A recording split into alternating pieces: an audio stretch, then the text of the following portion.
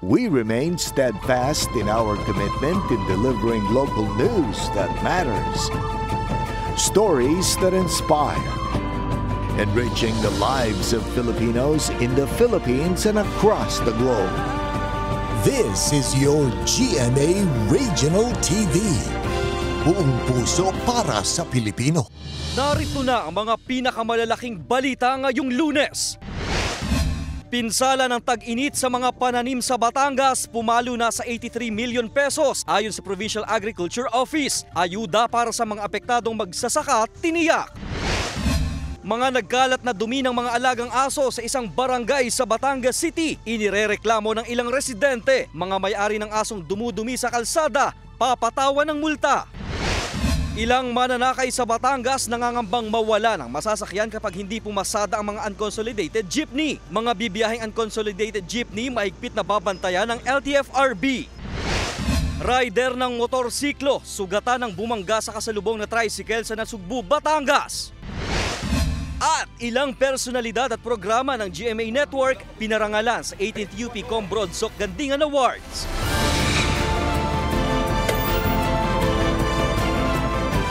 Ito ang GMA Regional TV, Balitang Southern Tagalog. Magandang hapon mga kapuso, narito na ang Balitang Southern Tagalog. Hatid namin ang mga pinakamalaki at pinakahuling balita sa Timog Katagalugan. Live mula rito sa GMA Batangas Station, ako po si Ace Medrano.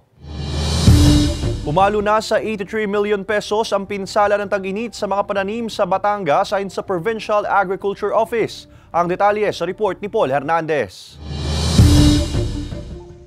Nasa 15 hanggang 20,000 piso ang luging kita sa kita ni Tiarina sa sinasakang maisan. Sa pool ng matinding init ang nasa kalahating ektaryang maisang sinasaka niya. Ang inasahang 4 hanggang 5 toneladang ani nitong katapusan ng Marso, hindi pa raw umabot sa 1 tonelada. Ang bunga po ay lumiit, halip na malalaki, ay di apektado nga po ng panahon. Kaya po, naapektuhan kaming magsasaka. Dahil nasa upland area ang taniman, hindi sila abot ng irigasyon. 2007 pa raw huling naranasan ni Mang Armando ang matinding tagtuyot. Ulan ang pag-asa nila para makapagtanim muli. Dati kumukuha po ako sa aking humigit kumulang po sa 6 na hektarya. Kumukuha po ako siguro ng una-una po ng 32 tons, ngayon po ay 50 na.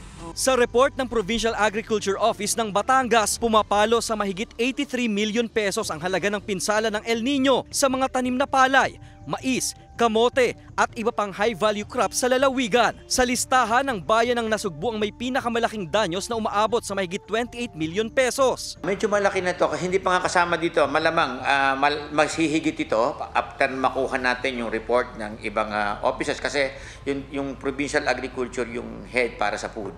Land preparation muna raw ang ginagawa ng mga magsasaka sa ngayon. Ayon sa Provincial Agriculture Office, handa silang magbigay tulong sa mga apektadong magsasaka. Maghasabit kami sa DSWD at sila na yung magano kung ang ayuda nila is in cash or in kind. Pagkain particularly. Umaasa ang mga magsasakang gaya ni Tiarina at Armando na mabigyang muli sila ng binhing pananim. Bukod sa mga high-value crops, kumakala pa rin ng datos ang pamahalaang panlalawigan kung gaano nakalaki ang naitalang danyos ng El Nino sa livestock. Kasama si Buhay Adante Jr., Paul Hernandez, Balitang Southern Tagalog. Nangangamba ang ilang commuters na mawala ng masasakyan kapag hindi pumasada ang mga unconsolidated jeepney. Para sa detalye, makakasama natin live si Denise Abante. Denise.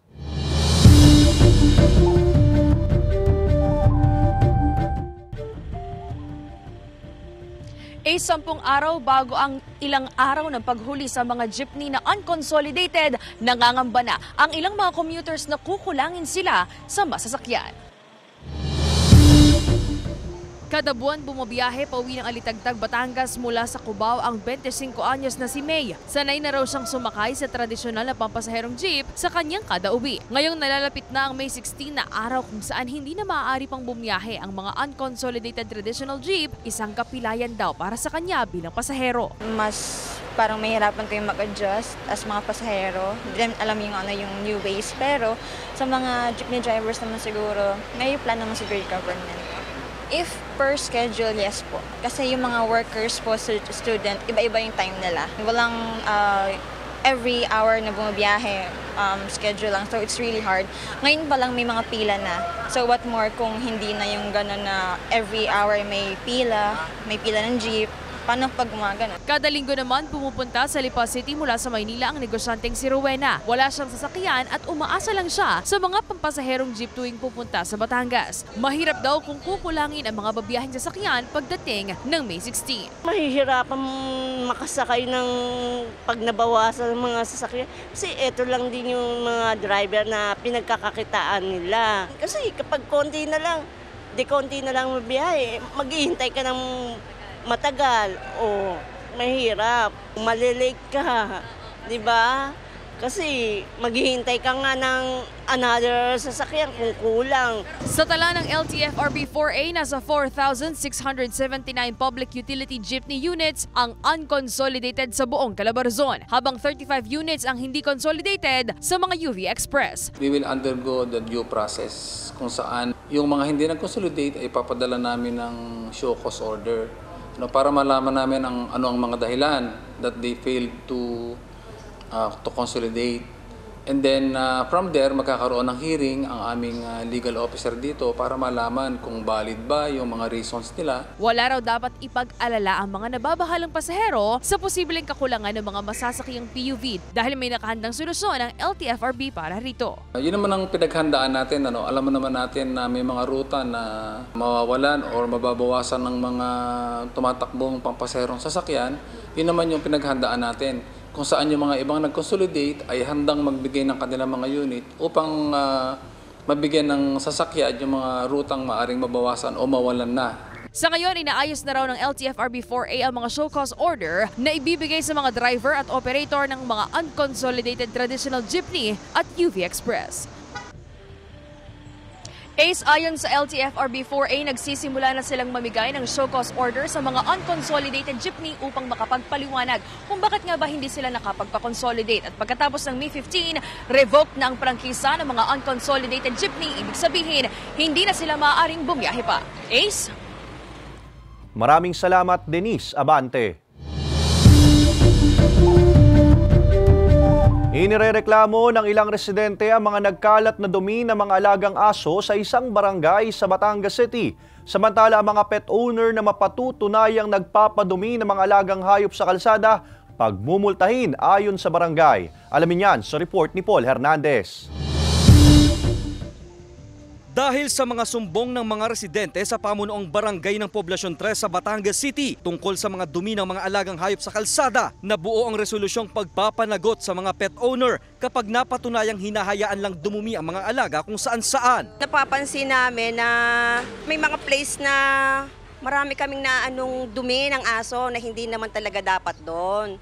So, pati yung ibang mga residente, nakakapansin din na kung saan-saan na dumi, minsan sa kalsada, nadadaanan ng sasakyan. Ilang beses na raw na biktima si Raven na makatapak ng dumi ng aso. So una, nakakahasal sa oras dahil tatanggalin nyo pa, lilinisin nyo pa yung sapatos. Tila mga nakatanim na bomba nga raw sa kalye na iniiwas-iwasan ng mga residente. Kaya kabi-kabila na ang paskil na anunsyong pagbabawal na pagpapadumi ng mga alagang hayop sa kalsada. Jackpot ka. Kapag nakatapa ka ng pupu, at least nagiging aware yung barangay, yung public regarding doon sa ganyang insidente. Nitong Enero, binuo ang resolusyon. Ayon sa barangay, pwede namang ilabas ng bahay ang mga alaga. Basta't sariling paglilinis ang dapat gawin kung dudumi ang mga ito. 1,000 pesos ang multa o di kaya'y community service sa mapapatunayang pet owner na nagpabaya sa alaga. Hindi naman namin minsan kilala yung aso kung kanino talaga. Pero yung ang mas malimit, may mga akay-akay na aso. Naging basehan ng barangay ang Anti-Rabies Act kung saan iminamandato na responsibilidad ng may-ari ng anumang uri ng hayop na pulutin at linisin ang dumi ng alaga sa pampublikong lugar. Ginagawa ito ng barangay para sa pagpapanatili ng kalinisan sa lugar at maiwasan din ang banta sa kalusugan. Kasama si Buhay Adante Jr., Paul Hernandez, Balitang Southern Tagalog. Sugatan ng isang rider na motorsiklo nang bumangga sa kasalubong na tricycle sa Nasugbu, Batangas. Nakatutok si Denise Abante. Pauwi na sana sa Barangay Bukanan na Sugbo, Batangas ang 41 anyos na tricycle driver. Alas 9 ng umaga kahapon nang masalpok ito ng kasalubong ng motorsiklo. Sa investigasyon ng pulisya, mabilis ang patakbo ng rider na naging dahilan ng biglaang salpukan ng dalawang sasakyan. Hindi na raw nagawa pang magpreno ng tricycle driver sa bilis ng pangyayari. Nagtamo ng matinding sugat sa ulo ang rider ayon sa pulisya. Ayon po sa ating testigo, ang motor mo ay medyo may combination po. Dahil po sa intersection, nagka-mangga po sila. Hindi naman po dahil gumana po nun. Agad na isinugod sa ospital ang rider habang wala namang natamong sugat ang driver ng tricycle. Ayon sa pulisya, nagkaroon na rin ng pag-uusap ang magkabilang panig at hindi na raw magsasampa pa ng reklamo. Kasalukuyan pang nagpapagaling ang rider ayon sa pulisya. Abiso ng otoridad sa mga motorista. Yung ingat po sa ating pagmamaliho.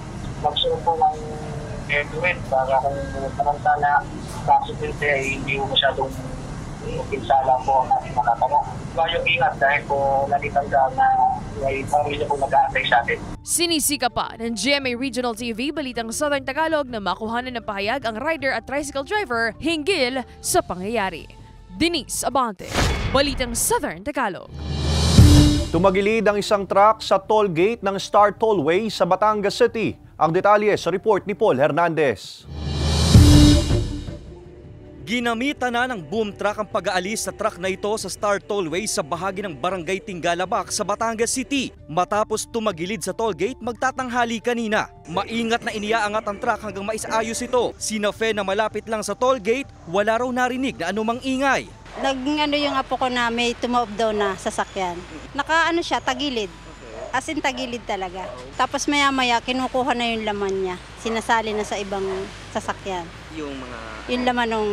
Ayon sa residente, papasok ng Batangas City proper ang truck. Agad ding nilinis ang mga otoridad ang kalsada kung saan tumagilid ang tanker. Sinusubukan pang mahinga ng pahayag ng GMA Regional TV Balitang Southern Tagalog ang HPG Batangas at ang pamunuan ng Star Tollway. Gayon din ang driver ng truck. Balik na rin sa normal na daloy ng trapiko ang kalsada ngayong hapon.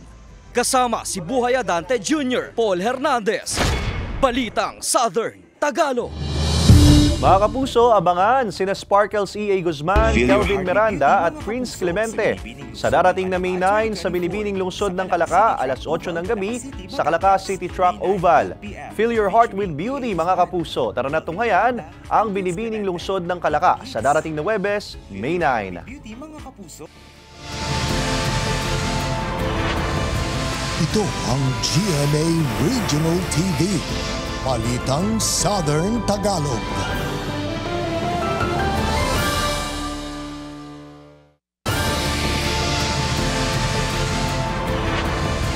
Ito ang GMA Regional TV, Balitang Southern Tagalog. Good news mga kapuso, dahil epektibo na bukas May 7 ang ipatutupad na bawas presyo sa mga produktong petrolyo ng mga kumpanya ng langis. Sa pinal na datos, asahan ng 75 centavos na bawas presyo sa kada litro ng gasolina, 90 centavos naman sa diesel at mahigit piso sa kada litro ng kerosene. Nauna nang sinabi ng DOE na bunso nito ng inaasahang ceasefire sa pagitan ng Israel at Gaza at ang pagdami ng inventaryo sa langis ng bansang Amerika. Ito na ang ikalawang linggo ngayong Mayo na may pagbaba sa presyo ng langis, pero ipinapayo ng ahensya ang pagtitipid pa rin sa konsumo nito. Ang pagbabago sa presyo ng langis ay karaniwang nagaganap tuwing Martes. Tuloy-tuloy na isinasagawa ng Batangas City Health Office ang pagbabakuna sa mga bata kontra polio at iba pang sakit. Alamin yan sa report ni Paul Hernandez. Maagang pumila ang inang si Mary Grace sa health center ng Barangay 1 sa Batangas City para pabakunahan ang 4 na taong gulang na anak. Oral polio vaccine ang tinanggap nito na bahagi ng programa ng health department. Meron naman sila binibigay na consent. There's a parents na pwede namang hindi. Ako po, personal, gusto po namin na maligtas yung baby namin. Isang buwang aarangkada ang Chikiting Ligtas campaign ng DOH. Mismong City Health Office na ang lumalapit sa barangay para mas madaling makatanggap ng vaccine ang mga bata. Libreng ibinibigay ang mga vaccine sa mga bata. Ang makakatanggap po ay sako po ay 6 weeks hanggang 23 months. Kung hindi pa po kompleto ng oral polio vaccine, binibigyan po namin ng papatak. Ang 24 to 59 months po yan po yung kahit po na kompleto na nila ang 3 dose ng oral polio nung pong maliit sila, ay bibigyan po, automatic po. Walang kaso ng polio na naitatala sa Batangas City pero ayaw pakakampante ng lokal na pamahalaan. May penta-vaccine na ring isinasabay rito. Kontra ito sa panganib na dala ng mga sakit na diphtheria, tetanus, hepatitis B, Haemophilus influenza, gayon din ang pertussis. Walang sablay sa supplemental immunization ng inang si Sheriza para sa kanyang sanggol. Ayun po ay routine, sinasabay ko na po sa activity kasi po meron po akong mga schedule na naka-schedule po sa araw na ito. Para po safe, sa sakit po, sa lahat po ng sakit. Tiniyak ng CHO na sapat ang mga bakuna para sa lahat ng mga bata o sanggol na kailangang makatanggap ng bakuna. Kasama si Buhay Adante Jr., Paul Hernandez, Balitang Southern Tagalog.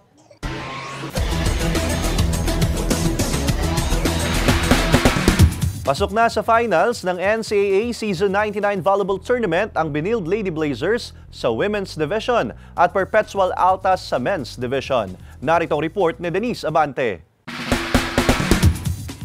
Makapigil hiningang bakbakan ang ipinamalas ng Benilde Lady Blazers at LPU Lady Pirates sa kanilang huling laro sa NCAA Season 99 Volleyball Tournament. Sa loob ng 5 sets, panalo ang Benilde Lady Blazers sa score na 21-25, 25-21, 20-25, 25-21 at 15-7. Dahil dyan, nakapagtala sila ng 9 wins at 0 lost. Itinanghal na best player si Gail Pascual na nakapagtala ng 21 points, 17 attacks, 4 blocks at 7 excellent digs. Pumangalawa sa team standing ang LPU Lady Pirates na may 6-3 win-loss standing. Pasok na sa finals ng NCAA Season 99 Volleyball Tournament ang Benilde Lady Blazers. Sa men's division naman, nagbunyi rin ang Perpetual Altas na undefeated matapos manalo kontra sa EAC Generals sa score na 25-23, 25-18, 21-25 at 25-21. Sila ngayon ang nangunguna sa team standings at pasok na rin sa finals ng NCAA Season 99 Volleyball Tournament. Pangalawa ang EAC Generals sa team standing na may 8 wins at 1 lost. Denise Abante, Balitang Southern Tagalog. Ipinasilip ni Sian Lim ang ilang behind the scenes sa ginagawang pelikula sa Thailand. Samantala may bagong dance challenge si My Guardian Alien star Marian Rivera. Narito ang report ni Hazel Alvear. May bagong pelikulang ginagawa ngayon si Sian Lim na pinamagatang Kumantong. Siya mismo ang nagsulat at direktor nito. Sa mga ibinahagi nitong ilang behind the scenes, makikita na nagsimula na silang mag-taping sa Thailand. Ang Kumantong ay base sa isang Thai mythology tungkol sa stillborn fetus na pinaniniwala ang naghahatid ng swerte at proteksyon kapag inalaga ang mabuti. Kasama niya dito ang producer na si Iris Lee. Matatandaan kamakailan lang ay inamin ni Sian na nagde-date sila ni Iris. May bagong dance challenge na naman ang My Guardian Alien star na si Marian Rivera. Gaya ng mga nauna niyang dance challenge, simple pa rin ang outfit ng aktres pero lutang pa rin ang kanyang kagandahan. Samantala ang kanyang karakter na si Grace sa My Guardian Alien, mapapasabak din sa sayawan. Mabuking na kayang isa siyang alien. Abangan yan mamaya 8:50 PM pagkatapos ng Black Rider. Hazel Alvear, Balitang Southern Tagalog.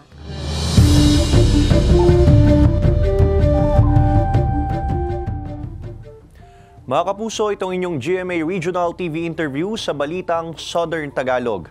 Kamakailan lang nang mapabalita na mayroong isang 9 na buwang gulang na sanggol na namatay dahil sa heat stroke. Sa ngayon, ilang lugar pa rin sa Calabarzon ang nakararanas ng heat index na nasa 40 degrees Celsius pataas na itinuturing ng Pag-asa na nasa danger level.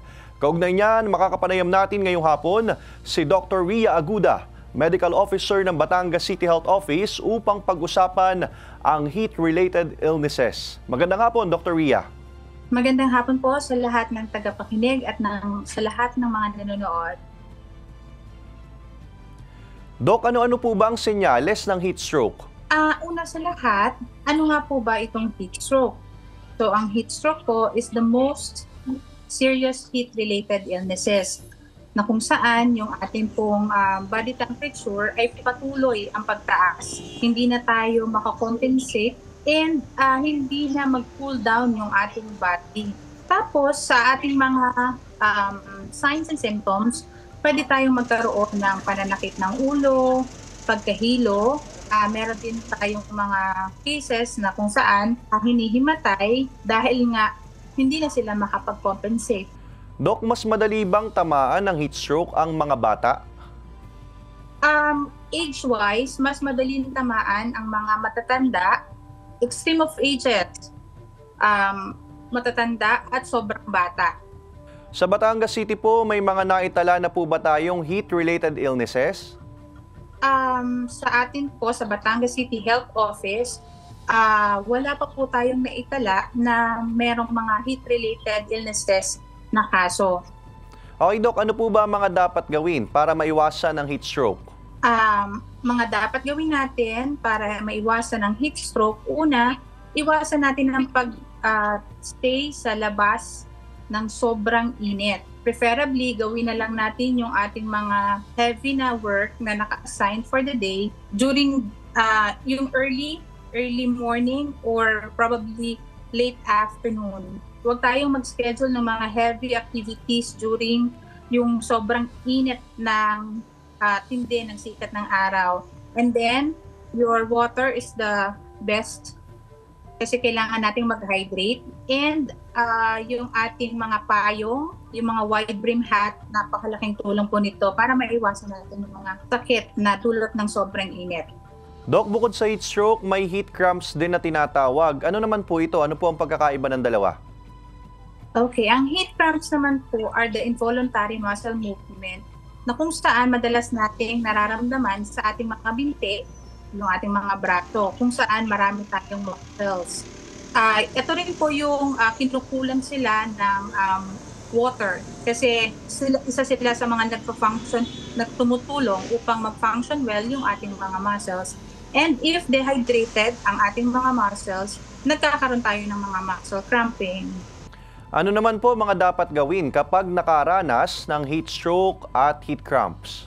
Kailangan po natin una pumunta dun sa medyo malamig na lugar para mabawasan ang init ng katawan. And then, pwede po tayong uminom ng maraming tubig or ng preferably cool water para mabilis makatulong para mapababa natin yung ating temperature. And then, kailangan talaga po nating mahanginan. Kaya yung ating pong pananamit in everyday na gamit, kailangan talagang naaayon sa weather natin. Panghuli na po ito, Doc. Nabanggit niyo po kanina na wala naman pang naitatalang kaso ng heat-related illnesses dito sa Batangas City, pero bilang pag-iingat na rin po ang inyo pong mensahe sa mga hindi maiwasang lumabas sa katirikan ng araw o kaya'y ang trabaho ay nasa arawan. Para po sa mga kasamahan natin na kababayan na nagtatrabaho during daytime at hindi maiwasan talaga yung mga ganitong klase na trabaho, kailangan lang po natin na magbaon tayo lagi ng tubig, magpalit ng damit ng mas madalas kumpara dun sa dati kasi pagpapawisan tayo at mainit. So preferably meron po tayong nakahandang pamalit na damit. And then kung magkakaroon po tayo at mabibigyan ng pagkakataon, magstay po tayo dun sa mga shady part na kung saan hindi muna tayo masyadong maaarawan.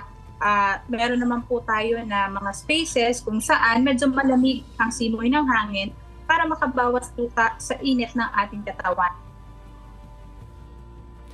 Maraming salamat po, Dr. Ria Aguda, ang Medical Officer ng Batangas City Health Office. Thank you very much po sa inyong lahat at sa lahat po nanonood at nakikinig.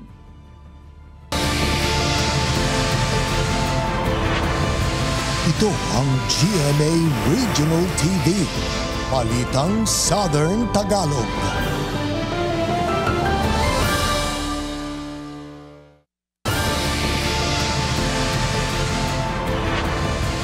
Ito ang GMA Regional TV, Balitang Southern Tagalog.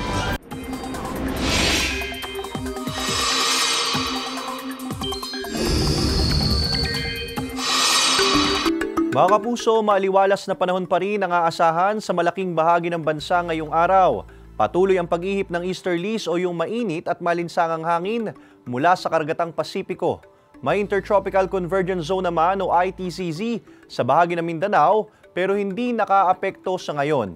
Sa datos ng Metro Weather, ilang bahagi ng Occidental, Mindoro at Palawan ang makakaranas ng mahihinang pag-ulan ngayong hapon. Asahan ang pag-ulan sa ilang bahagi ng Oriental Mindoro mamayang gabi. Posible rin ang kalat-kalat na mga pag-ulan sa iba pang bahagi ng bansa dahil sa thunderstorms. Pinarangalan sa 18th UP Combrodsok Gandingan Awards ang ilang personalidad at programa ng GMA Network. Ang GMA Regional TV na sungkit ang most development-oriented online news. Narito ang report ni Paul Hernandez. Muling dumagundong ang Gandingan sa UP Los Baños. Binigyang parangal ang ilang personalidad at programa ng GMA Network sa 18th UP Combrodsok Gandingan Awards na may temang agrikultura, mga kwento ng hamon at pag-asa. Ang 24 oras weekend anchor na si Pia Arcangel itinanghal bilang Gandingan ng kababaihan. Best News Anchor si Vicky Morales para sa 24 oras. Most development-oriented feature story ang Peste sa Taniman Report ni Sandra Aguinaldo na bahagi ng 24 Oras Climate Change Series. Ang sarap din ng feeling na naibahagi mo yung kwento ng mga magsasaka sa malawak na audience. Wagi si Kim Atienza ng Gandingan ng Agham at Teknolohiya para sa Kuya Kim Ano Na. Nanalo ang Need to Know ng GMA Integrated News ng Most Development-Oriented Online Video Award. Most Development-Oriented AM Station ng Super Radio DZBB para sa Super Balita sa tanghali. Binigyan ng special citation ng GMA Integrated News para sa Most Development-Oriented Photograph o Photo Story. Special citation para sa Most Development-Oriented Online News ang natanggap ng GMA Regional TV Balitang Bisdak. Best TV Program Host naman si Susan Enriquez para sa unang hirit. Yan ay napakalaking inspirasyon para sa atin na gawin pa natin ng mas maayos yung ating trabaho. Nanalo bilang Most Development-Oriented Environment Program ang Amazing Earth. Gandingan ng kalikasan ang ginawad kay Born to be Wild host Doc Ferds Resio. Most Development-Oriented Children's Program ang AHA. Most Development-Oriented Drama Program ang Black Rider. At Most Development-Oriented Public Service Program ang Kapuso Mo Jessica Soho. Paul Hernandez, Balitang Southern Tagalog.